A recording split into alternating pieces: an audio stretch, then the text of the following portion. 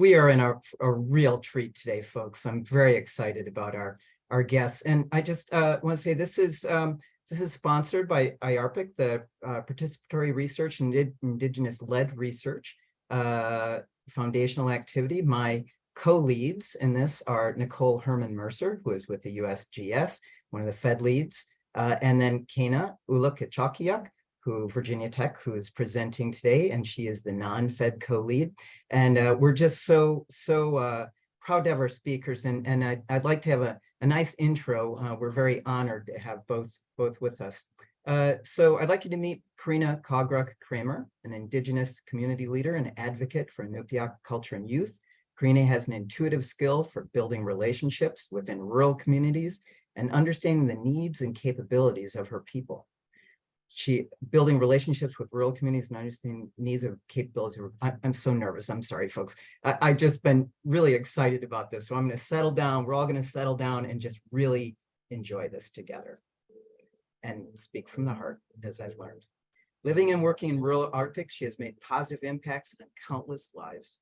With a background in program development, project management, Corina has over 15 years of experience in village outreach, organization, and collaboration, and 25 years of youth leadership and mentorship. She is a determined, self-educated, well-connected, and strong leader who brings people together to make positive change. Her resume boasts extensive experience in executive leadership, administration, program management, conflict management, and multimedia content production. Corina is the Director of Operations for the Aqqaluk Trust Senior Memorial Trust in Kotzebue, Alaska, where she develops regional, state, and national partnerships for language and culture work. At the Harvard Center for Global Health Delivery, Corina serves as a SAMET faculty member and the Della Keats Fellowship Community Director. She co-founded and developed the Social Medicine Partnership for the NANA region and supervises the Fellowship for Doctors and Future Regional Health Leaders. She is also a trainer, presenter, published author, and has served as an NSF Review panelist. Please meet Cana Uluak Itchuaqiyaq, an Iñupiaq scholar and advocate dedicated to promoting equitable Arctic research and amplifying the voices of underrepresented communities. Cana possesses a natural talent for strategic planning and employs Iñupiaq values to tackle complex problems. Cana is a member of the Norvik Native community in Northwest Alaska and currently serves as an assistant professor of professional and technical writing at Virginia Tech. Cana is an accomplished interdisciplinary scholar, blending the humanities and environmental sciences in the realm of social justice and Arctic research. Her co-authored article, Reviewer as Activist, Understanding Academic Review Through Conocimiento, won the prestigious 2023 CCCC Technical and Scientific Communication Award for Best Article on Philosophy or Theory of Technical or Scientific Communication. In addition to her academic pursuits, Cana advocates for Indigenous communities and fosters collaboration with Arctic research, like serving with Iñupiaq, and also she serves as on the board of directors for ARCUS. Cana regularly engages with her Alaska Native community, partnering with tribal organizations and entities to create community-engaged service learning courses, such as her justice-oriented science communication course.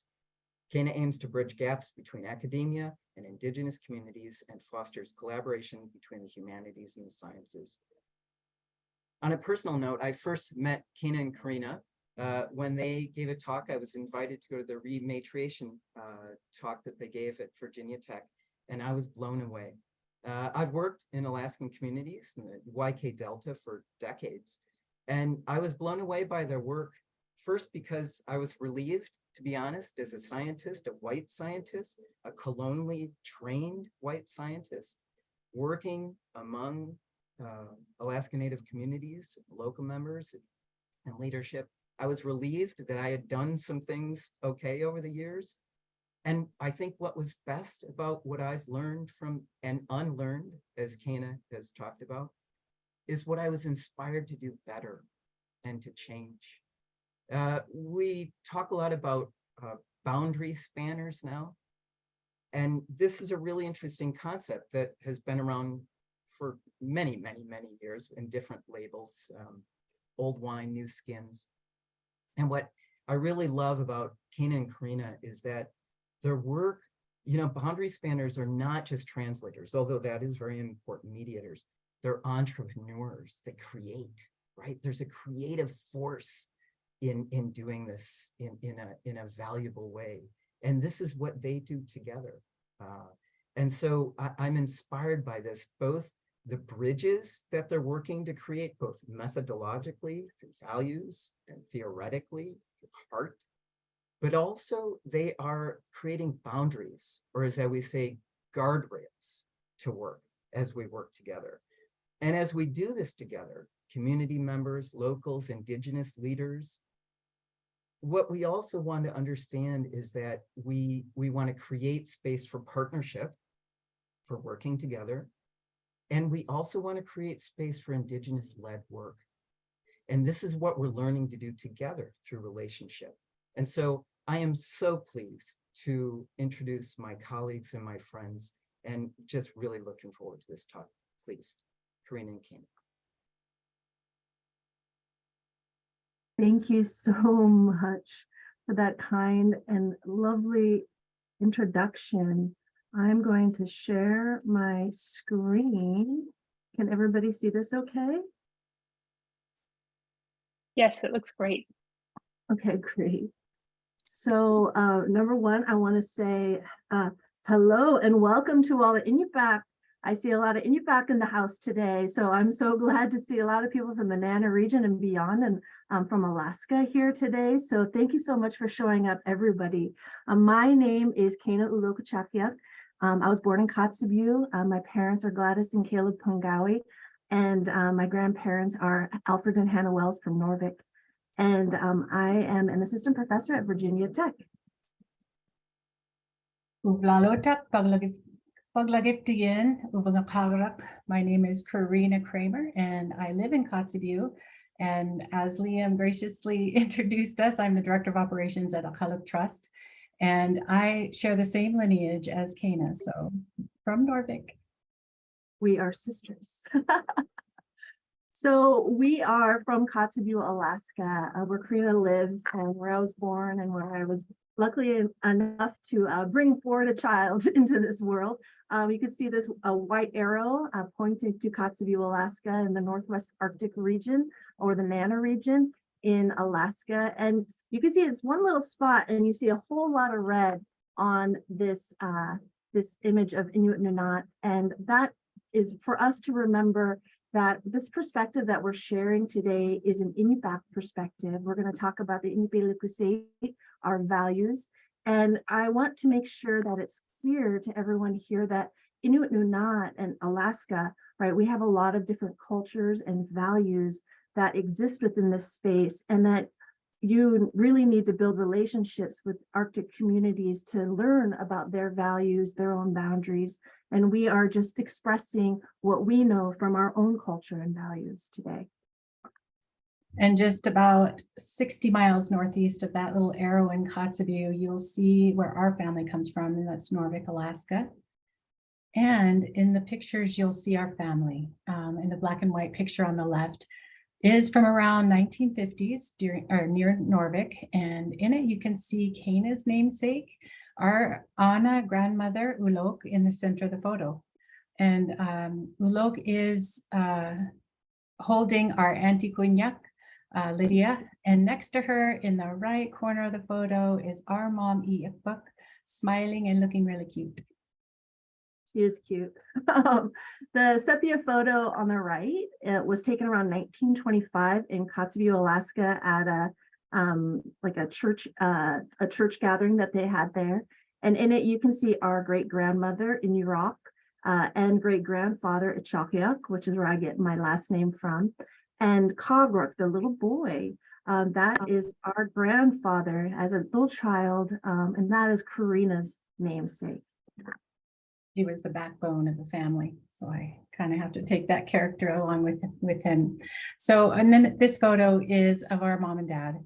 Our mom, Gladys Iñupiaq Pungawi, she's from Norvik, and she was a first language learner, you know, and living out the cultural values since birth.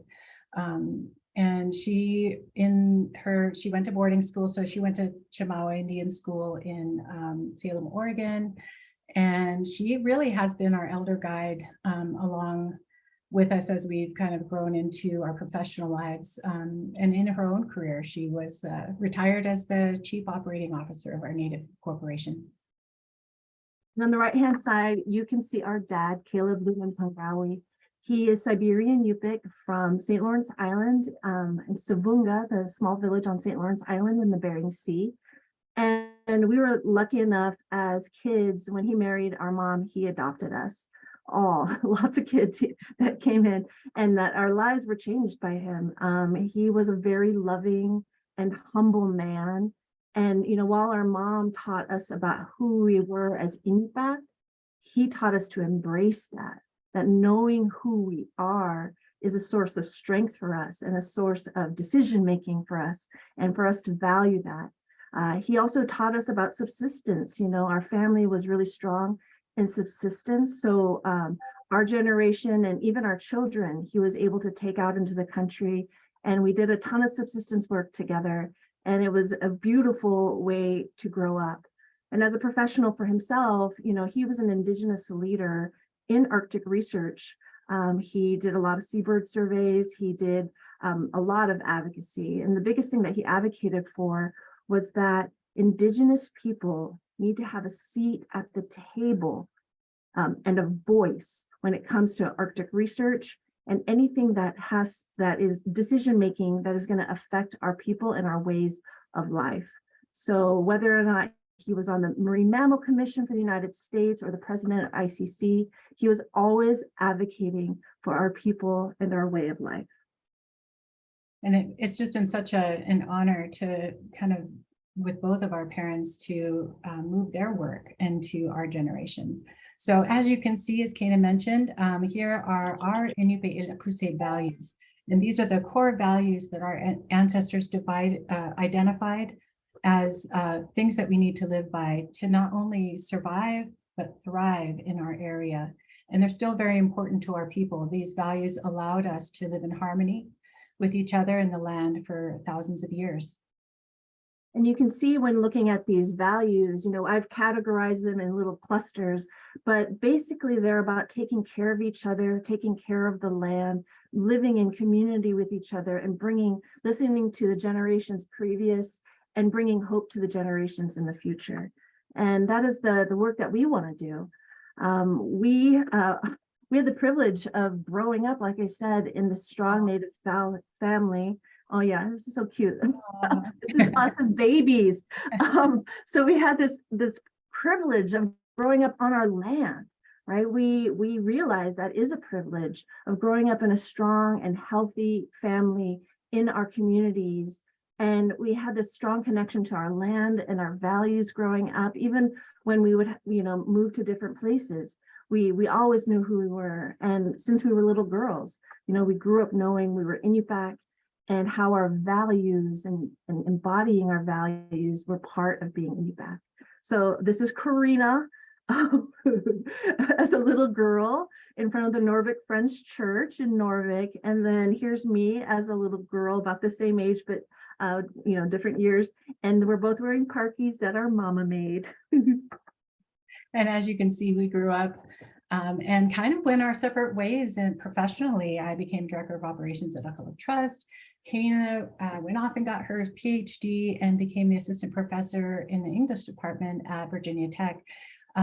So, you know, just meeting together as family and around the kitchen table, having dinner, we began to talk about our separate work, and we realized that they have a lot to do with each other. And we, you know, it was really cool to be able to meet my sister and realize that she's in the same webinars and the same lectures that I'm in. So that was awesome.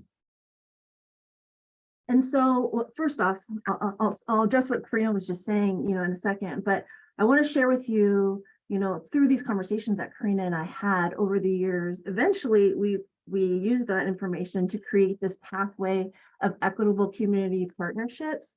And you can see, you know, there's a lot of steps to it. And you can also see on the right-hand side, that there's little gray buttons, they're not buttons, but they look like them, that are referencing back to the Iñupiaq, particular values that we feel that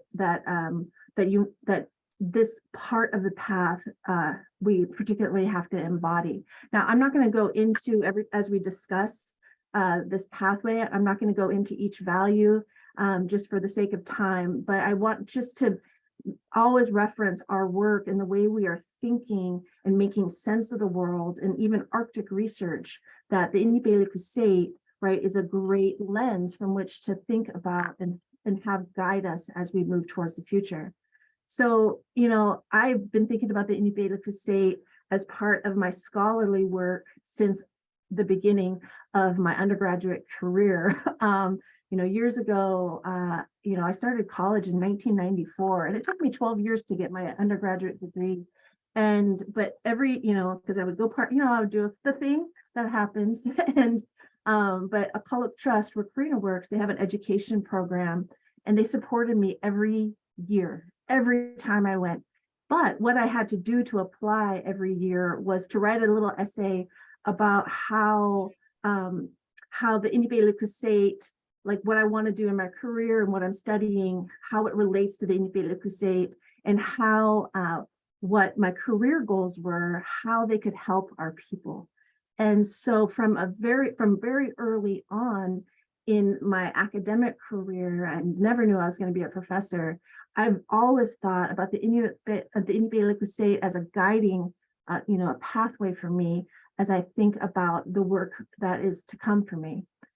And so you can see on this path, there's a heart, that's a love for my people and our values. And as I've learned and as I've honed my skills, I keep wanting to think about how can I apply the skills I have and this privilege of an education that I have. How can I give back to my community? So, I also realized, because I'm from Kotzebue, and any of the other people from rural communities that are here, rural, Iñupiaq communities that are here today probably have similar experiences. But as I grew up in Kotzebue, I experienced Arctic research from a community member point of view. Now, today, I do Arctic research from an Arctic researcher point of view, and I also have this community hat that I put on sometimes. But my first experiences with Arctic research was that as a subject. And, it didn't feel that great all the time. I didn't feel that understood. And I certainly did not know what happened with the information I shared with other people when they came into our community. And so as I came back to my community after getting my PhD, and actually while doing my PhD, and talking with community members about research and potential ideas and what people's needs were, I talked with people about what were their experiences with research. And I kept hearing the same stories over and over again. I remember my Anna was telling somebody all these stories, and I wonder what happened with that. Or, yeah, these people came and they interviewed me, and I wonder what happened with that. There were stories over and over again, the same types of things where people were taken from and not given back. And maybe a gift card or something nowadays, right? And so I'm here to say that equitable Arctic research starts at the beginning of any research endeavor that you might be doing in the Arctic, equity starts at the beginning of any project if you're in another field. And so if you don't hear anything else, if you're multitasking, pay attention right now. Equitable Arctic research begins at the beginning stages of a project in the conceptualization part, because community members need to really invite you in for any kind of research. Even as a community member myself, need to be invited in to make sure that the research really can serve the community. So moving along our pathway, all these conversations that both Cana and I had, we not only recognize these injustices and inequities, but we also began to think about what the needs are in the community and how her expertise and different areas of study can help our people. And it was really cool also to be someone from the community and also have someone to share these frustrations with, that hurt our people, and that our people experience when being pulled into research, when we're extracted from or feel like we're studied as subjects. So we started thinking about Aqqaluk Trust and the projects that we have going on, and we identified some of the things that we needed to work on.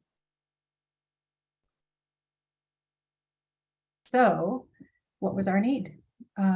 So a long time ago, our elders started documenting our history. Because we have an oral history traditionally, our young leaders at the time had pulled together elders from around our region many times to stand up on a microphone and tell stories that they heard growing up, tell geographical knowledge, different types of subsistence knowledge that they wanted their generations, further generations to know. And those were collected on audio cassette. There's some video too, but Aqqaluk Trust has the audio. So we digitized them, and they're actually sitting in the libraries at UAF through an NEH grant.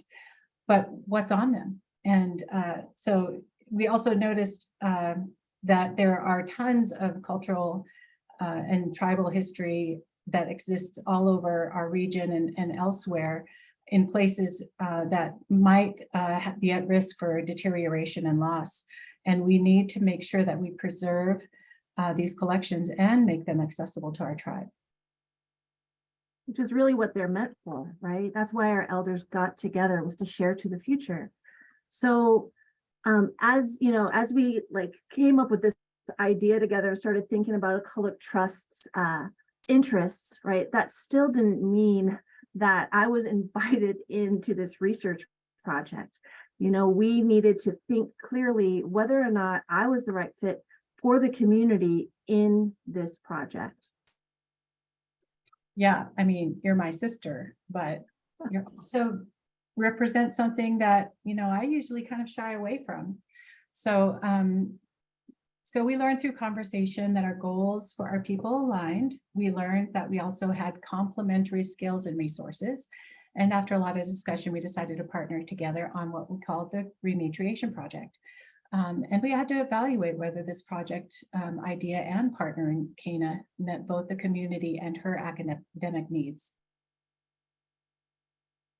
So what we had, what happened also at the very same time is that our mom, Gladys, she had 4 Rubbermaid totes of our late father's professional papers from his time on the Marine Mammal Commission, as president of ICC, from the U.S. Fish and Wildlife Seabird Survey that he did in the late 90s, this is a picture, you can see our sister Marilyn with him on the boat. And so we realized that we had access to one of the collections, right? A type of collection that we might find out in the community, right? Some of those collections, our mom didn't know what to do. She's been hauling around these totes whenever she moves, and they were stored in a back room at Corina's place. And so we realized that collection itself was at risk, and so we were able to use that collection as part of his estate, and as owners and people that we knew we were going to take care of his privacy, if we needed to, that we were able to use this as a model for us to understand what digital archiving is in the first place, and what we needed to put together to protocols or processes together to do digital archiving in the first place. So we started this rematriation project, which is all about storing and sharing Inuit knowledges. So what is rematriation, you may be thinking? It's actually different than repatriation in different ways. Rematriation is a term that Alaska Native Unangan scholar Dr. Eve Tuck uses to describe Indigenous-led methods of restoring and sharing cultural knowledges back with Indigenous peoples.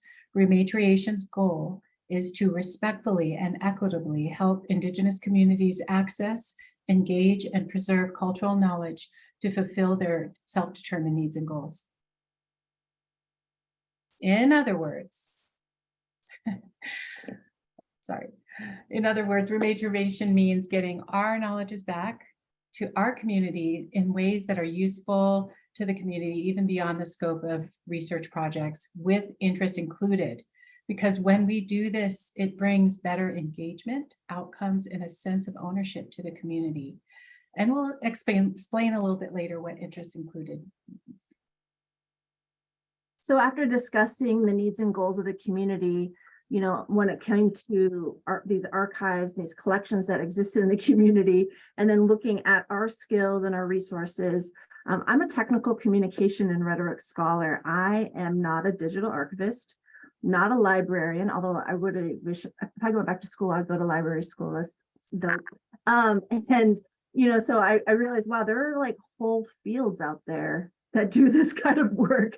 I think we need to get some help. So we, you know, on this part of the path, you know, it's realizing the pieces and the components of the project, and then realizing that you need to create a team that is heart-centered. So I thought about, as a scholar, you know, I can kind of deconstruct a little bit of problems and like thinking through like, ooh, what kind of team do we need, right? What skills are necessary to for the project? And, you know, I just started at Virginia Tech. It was literally my first semester. So I just finished my second year here at Virginia Tech. So I'm an early career scholar, pre-tenure. And so I knew what colleagues I had in the department. I knew people in the field. And I started thinking about the skills that we needed. But the first skill, and this is something that came, you know, from Corina, is being heart-centered for our people. They had to have the right heart in order to be part of this project. So it wasn't just the skills, the technical expertise that people could bring, because guess what? If we have a PhD, you're a professional learner. We can learn new skills, right? But teaching about that heart-centered, right, humble work, that's much harder to teach. And so I started pre-vetting colleagues, and just down the hall from me here at Virginia Tech is an incredible scholar named Chris Lindgren, and he specializes in content strategy. And, you know, I talked with him, and I realized I was pre-vetting him. And then I invited him once I was like, yeah, I think he's dope. Invited him to meet Corina, and Corina's like, yeah, he's dope. And so then we're like, hey, why don't you join us on this project? He's like, okay, you know, and he, you know, he understood what we were trying to do. And even though it was a little bit out of his wheelhouse, he's like, let's figure it out. And so then we were like, okay, now we need some library help. So we invited Kara Long as part of our she's a metadata specialist at University Libraries here at Virginia Tech. And we got to meet her through another colleague.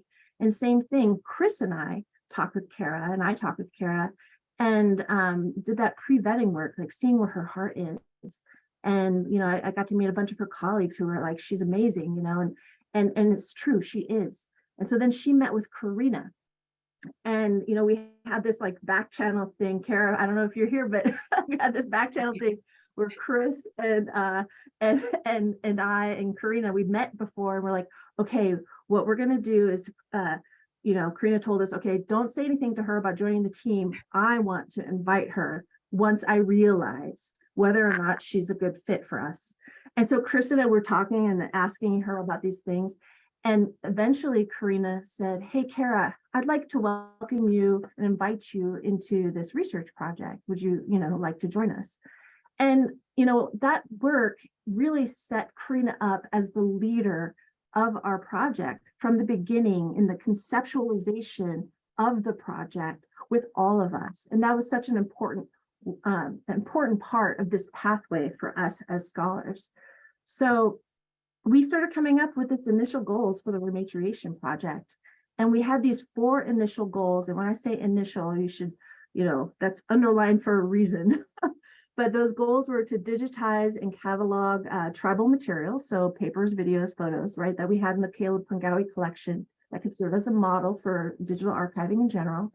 And then we use these digitized materials to design and test an interactive interface, so like a website, like an indexer or a website that stores a collection that is created for Inuit users. And this was really important because if you go to an archive online, generally, especially if it's it's made by academics, it privileges academics, right? You go to a university library, which is an archive, and they're hard to use even as a professor, right? And I've been using them for years. But imagine, people from a community wanting to access their own tribal history. We need to make sure that interface, right? We need to think about the user and their goals and their needs and how it should be organized to make sense to them, for it to be useful, but importantly, for it to spark interest, right? For them to be interested in this work. And so then we were like, okay, we'll build this thing. Then we're going to make, I'm a technical communications scholar, which is a fancy way of I like to make guides and protocols and policies, right? So we're also going to create guides for building these tools, like a model, using this as a model, so we could share out with other communities so they could do the same work as us, and uptake it themselves. And then importantly, because we're going to be working with Indigenous data in these collections, using our father's work as a starting place, we really needed to develop a protocol for Indigenous data and also research sovereignty. So that was how we started the initial goals of this project. Okay, and now you see the next step on the path is really to kind of make a game plan. And we began to map those things out, discussing with our team and also with our community. We can't forget that place on there to make sure that we interact with people that we know, that we trust from our area to help guide us. And we began to putting the pieces together and also even initiate action on the project. But however, once you start the process and you start to think through and even work through some of these things, missing pieces become evident. And we wanted to make sure that we got it right. And you'll see the target on the path, which has almost missing, missing the bullseye. And that reminded me of a story of when I was doing research in our region. I had to go to all of the villages in our region, and it was health related stuff. I worked for the health organization, and talk to them and really get an understanding of what they feel like their needs were. And so as I traveled around the region, I had community groups. I had gone to elders' homes and visited people, of course, go eat at somebody's house, real good Iñupiaq.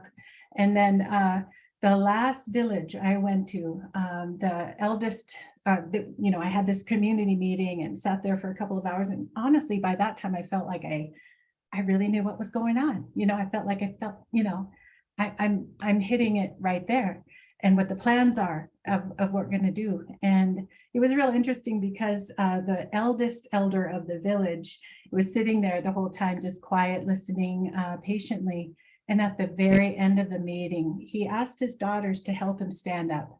So he had a daughter on either side of him, and they helped him stand up. And I thought, oh no, this is going to be good, because the elder stands up, he wants to be heard. And he says, it's real good, all right. Almost. And I just went,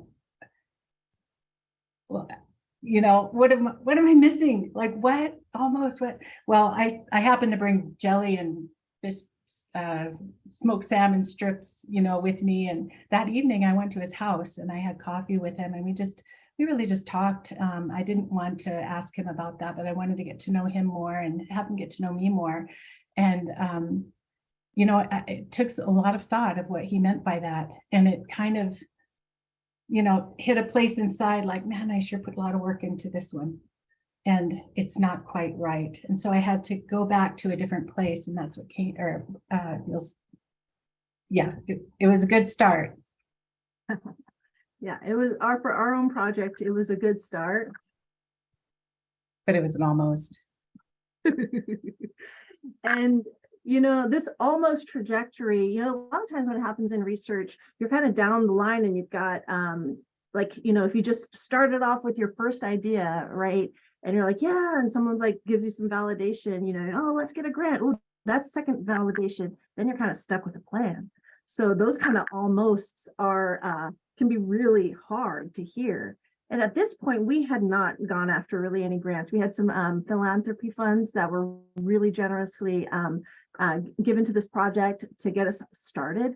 And so we had a lot of flexibility with those.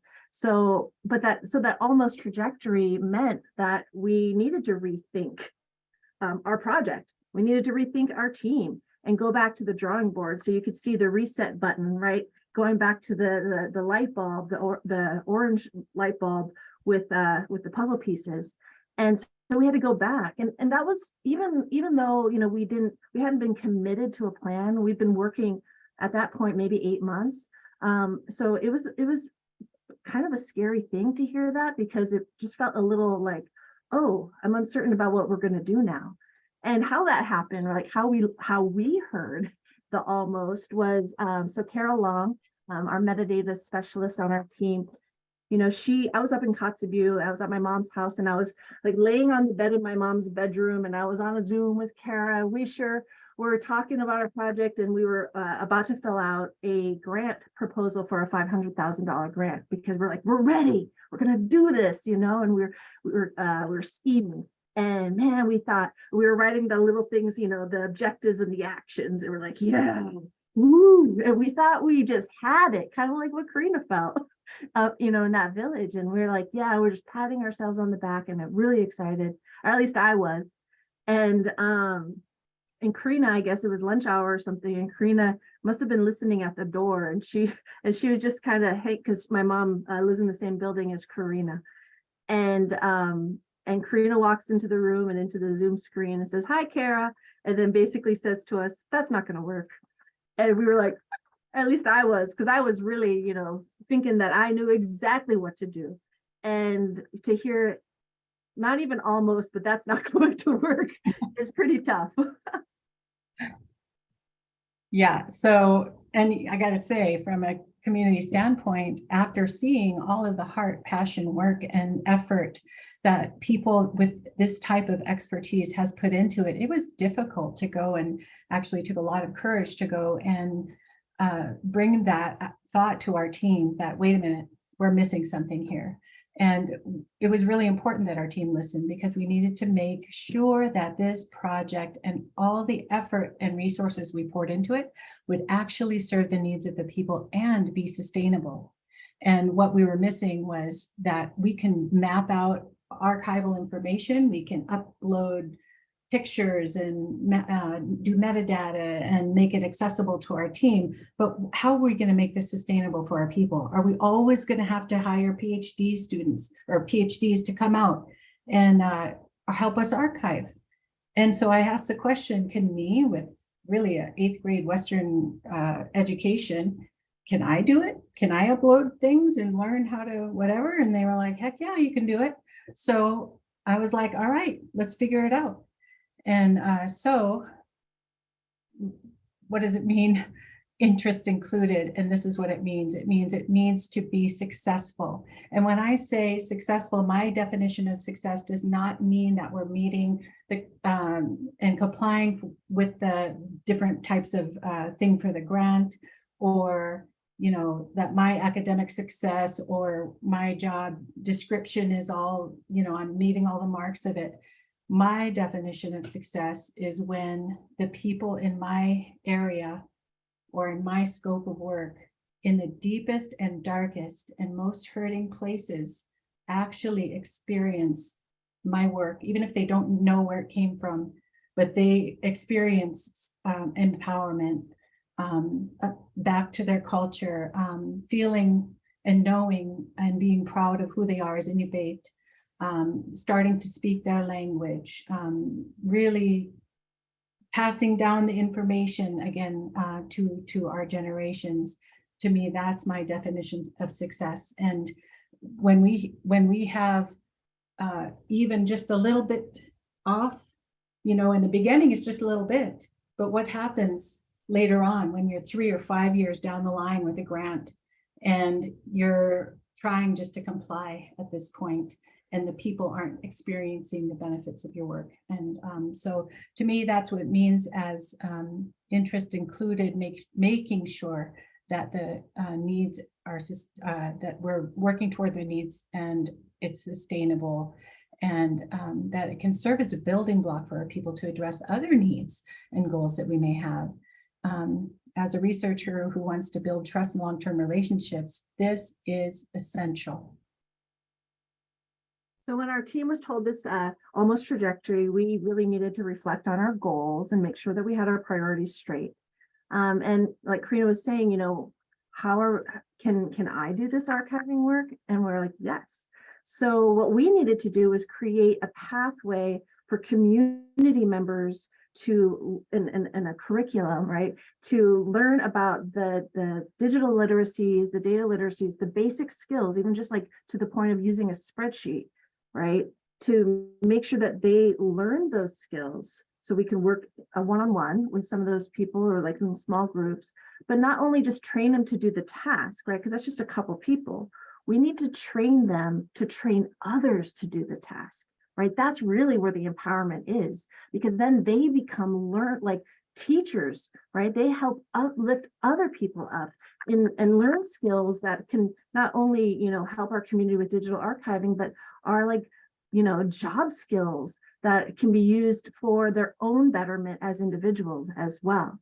So we, you know, for us as a team to hear that, almost, like I said, was kind of scary, and it was scary for Corina to tell us, you know, but really, if you think back to how we pre-vetted our team, we had already established that Corina and Aqqaluk Trust were the leaders, right, the boss of this research. So it was way easier, you know, really to hear this, this almost, or this it's not going to work, to hear it as decision and direction rather than merely, you know, as input and suggestion, right? If you're multitasking, like listen to this right now, because I want you to hear this, right? There's a big difference between decision and direction and input and suggestion. Indigenous leadership in Arctic research is about decision and direction, right? Input and suggestion falls short of that goal. So we took those decisions, took those directions, and we put them into our work itself. And I have to say, you know, how it felt as a community partner to be actually listened to know that I have a decision-making place in our team was incredible. And I know it was hard to hear, it was hard for me to say, and even I put a lot of work in there, and I thought, oh, hopefully. So anyway, so when we applied that understanding back to the issue of archiving community collections, we realized that creating digital archives is just one part of the solution. Understanding how to train out the people to do this work is necessary to support our desire to become self-sustaining and less dependent on outside expertise. So what do? Kara, in all her brilliance, said, hey, we have mobile archive kits. And Chris said, hey, we can write a script in training, and as a community member, you can find someone to lead this training in a way that includes our style of learning to archive themselves. So we also needed to check back with the broader community. And, you know, we'll keep this quick, but, you know, it's important that we learn from the community itself and always like check back with them to make sure that we're not on the almost trajectory. Yes, and, you know, community partners, as community partners, we still need to check in with our own community, and, you know, the feedback might be an almost again, and that would mean we'd hit that reset button and go back and tweak it. Remember, it's just at this point, a little bit of a tweak here and there. And you may wonder why we added humor to the bottom right. You know, our people, we have some really tough life stuff happen in our areas. We live in a really harsh environment, and we always want to add humor into these hard times and make sure that you know, we balance out the way things are building up and feeling. But in this respect, it also means that someone that we're working with is approachable, and the community can feel comfortable in giving honest feedback. And it means that the way the feedback is received is in a good-natured way. So we use humility and humor in our work. So as we move forward, you know, we adapted our goals. And so we, like I said, we created this curriculum, and Aqqaluk Trust interns are the ones that are actually going to be, you know, making this curriculum with us. So they've already started creating some of these videos about just what is data, like just the concept, what is data, and what is it used for, right? And so the community itself is involved and we are helping them, but really we're just like supporting them in this work and offering, you know, some assistance. So it's been a really impactful and empowering experience for all of us in our team. So this pathway to equitable community partnership, you see the whole thing. You know, at first you might have thought, oh, this is for like the whole research project, but really it's just about getting a project started. So spoiler alert, you know, sorry, tricked ya, but it's all about just getting a research project started on the right trajectory. Like I said at the beginning of this talk, it's all about the beginning. Like equitable Arctic research starts at the beginning of the beginning, in the conceptualization phase of a project. Yes, and you know, in Iñupiaq, we love to celebrate. We love to eat Iñupiaq together. We love to arre. We love to just get together and play, you know, games with our children and things like that. And so let's not forget that place in all of these different areas. Let's make sure that we celebrate with one another our wins. But it also leads to discussing next steps regarding other complementary needs that can build from the current project. There was a need because remember I said there's like, well, I don't know if I said this, 2,300 files, each of them with hundreds of stories. And so now we have thousands of stories and only 300 have been transcribed and translated. That's an issue.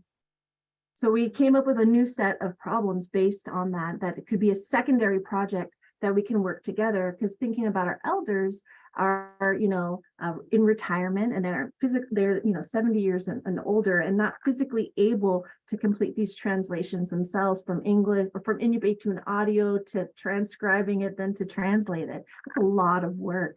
And so Corina came to me and said, hey, what about this? And even though it's outside of the scope of the rematriation project, I got to thinking, like, who do I know? What skills are necessary? And so I was able to find here at Virginia Tech and also at Penn State, sociolinguists and computational linguists. And, you know, I'm able to contribute some of my understanding of natural language processing and thinking about data. And, you know, so we were working together on a new project, a secondary project, to encode our language and learn about the data that is stored, ecological data that is stored in our language and in our stories. And as a person from our area wondering how we're going to access the information on these stories that we don't know we don't know what they say because we don't know Iñupiaq. Our younger generation, Arlo on the call, he could Iñupiaq, but he's one of the youngest ones that we have that can Iñupiaq still. So it was unbelievable to think that, you know, can you really train a computer to like help understand or transcribe or translate or you know, in Iñupiaq, including, you know, our language is a difficult language to learn. We have low resources for our language, and thinking about the contexts, you know, you could say ari, and that word might be used in like many different ways, whether it be negative or positive or whatever.